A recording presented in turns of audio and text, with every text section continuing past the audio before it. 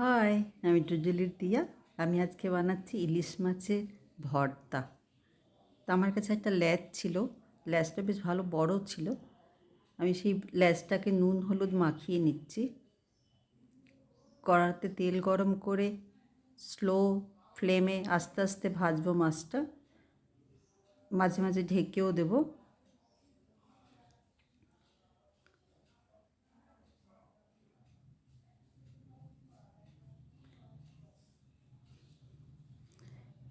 চারিদিক সমান করে ভালো করে ভাজবো।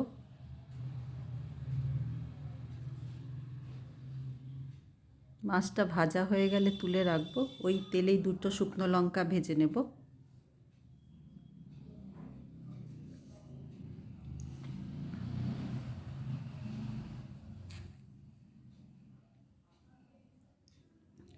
শুকনো লঙ্কাগুলো তুলে নেব। আমি একটা মিডিয়াম সাইজের পেঁয়াজ নিয়েছি, পুরোটা কুচিয়ে রেখেছি।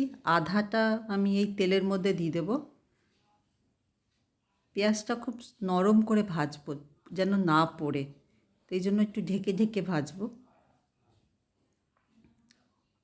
এবার মাছের কাঁটাগুলো বেছে নেব, আর আধা যে কাঁচা পেঁয়াজটা সেটা নেব, নুন নেব, শুকনো লঙ্কাটা ওর সাথে ভালো করে মেখে নেব। এবার সব কিছু মিলিয়ে ভালো করে মাখিয়ে নেব।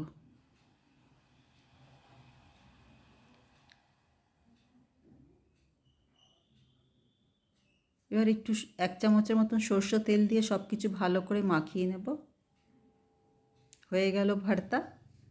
ভালো লাগলে লাইক কমেন্ট শেয়ার করো, আমার চ্যানেলটা সাবস্ক্রাইব করে নিও। ভালো থেকো, সুস্থ থেকো। Tata, thank you.